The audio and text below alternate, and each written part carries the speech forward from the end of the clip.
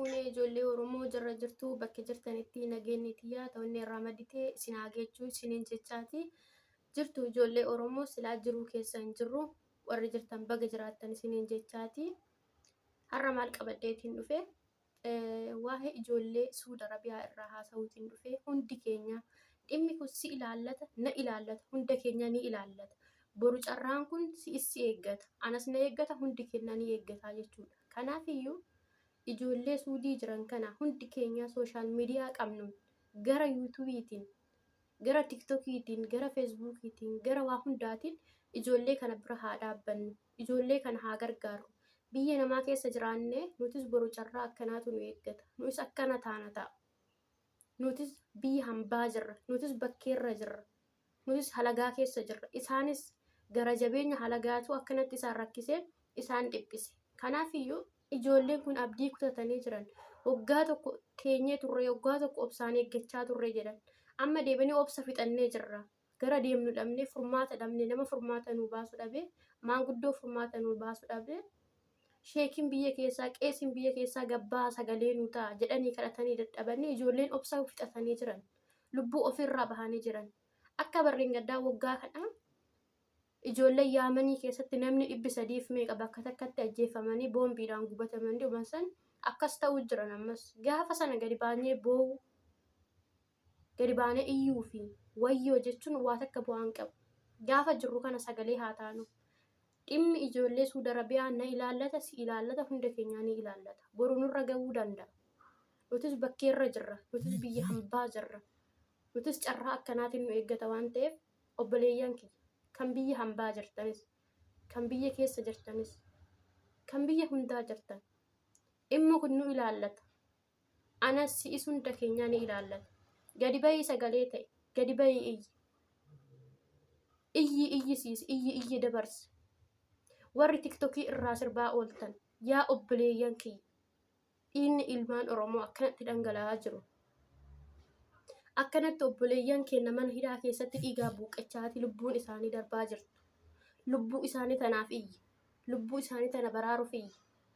Lubbuu takkittiidhaaf biyyi ormaa mootummaan ormaa torbee darbe keessa lubbuu takkittiidhaaf akkanatti addunyaa tana sossaasanii toone gama feesbuukii gama sooshaal miidiyaa hundaan iyyaa tura sun maaliifi lubbuu nama takkaatii jechuudha.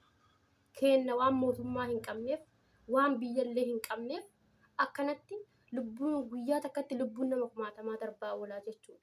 Obboleeyyan keenya isinitti haa dhagahamu hunda keenya nu ilaallata bakkeerra jira. Ani biyya biraan jira maaltu na galche keessaa hin qabu ana nan galchu jetta taanan dogongortee jirta si'is irra gahuu danda'a. Ani waraqaan qaban jedhin ani maallaqan qaba biyya tiyyatti galuu hin danda'an jedhin si'is irra gaha. Atis biyya namaa waan jirtuuf gadi bahi sooshaal miidiyaa qabdu sagalee ta'e ijoollee kanaaf iyyi dabarsa. Oromooti qeerroon qarreen kan biyya keessaallee keessattuu warri maatii keessanii firoota keessanii dawwalaatiin qeesiin sheekiin maanguddoon Oromoo abbootiin gadaa gadi bahanii ijoollee kanaaf iyyuu fi ijoollee kanaaf dubbachuu fi uummata keenya nu galchaa lammii keenya biyya ormaatti allaatti hin nyaachisinaa lammii keenya du'anii awwaallachuullee dadhabnee nu galchaa jechuu qaban. Keessattuu warroonni baadiyyaarra warroonni biyya keessa jiran beekuu dhabuu danda'an wallaaluu danda'an sooshaal miidiyaa fayyadamuu dhiisuu danda'an obboleeyyan keenya akkuma fira qabdanii akkuma maatii qabdanii fira keessanitti maatii keessanitti obboleewwan keessanitti dawwalaatii qeesiidhaan gabbahi sheekiidhaan gabbahi maanguddoodhaan gabbahi hayyuudhaan gabbahi uummata kanaa sagalee ta'e uummata kana bira dhaabbadhu. Ijoolleen abdii kutattee jirti. Akkuma Yaamanii keessatti namni 300 bakka takkatti boombiidhaan gubataman san gubatamuuf deeman laayivii hordofaa turre obsa fixannee nama itti obsinu dhabne gara itti dubbannu dhabne waan dubbannu dhabne wanna itti obsinu dhabne yookaan nu fixuu yookaan biyya nu galchuu nyaatas nurraa qoodan nyaatas nu kennaa hin jiran simintoo goggogaa rafistaalii uffannee ciisna kana caala maaltu dhufa jedhanii ijoolleen obsa fixatanii jiran. Gaafa uummanni kun bakka takkatti dhuman boru iyyuu boo'u. Gadi baanee suura uffannee maal jennee iyyuun bu'aa hin qabu. Obboleewwan kiyya har'aa iyyinuuf, har'aa birmannuuf. Keessattuu warri TikTok irra gabbaatanii sirbitan sinittaa dhagahamu. Sinittaa dhagahamu. Ani boru maalan ta'a jedhii of gaafadhu, asis of gaafadhu, hundi keenya of gaafanna. Dhimmi kun immoo nu ilaallata. Warra biyya keessaa osoo hin taane nu ilaallata. Gadi bahanii hiriira nagaa haa bahaniif. Warri biyya keessas warri biyya hambaatas biyya ba'ee irra jiraadhu gabbayii hiriira ba'iif gabbayii iyyiif.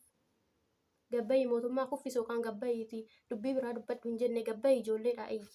Gabbayii sagalee ta'e. Sis anas hunda keenya nu ilaallata. Kan akka bara kanaa hin jiru. Kan biyya keessa yoo dhiisne kan biyya hambaa. Kan biyya hambaa hodhine kan biyya keessa. Waanumti mootummaan Itoophiyaa kun uummata kana hin goone jira. Lammeetii.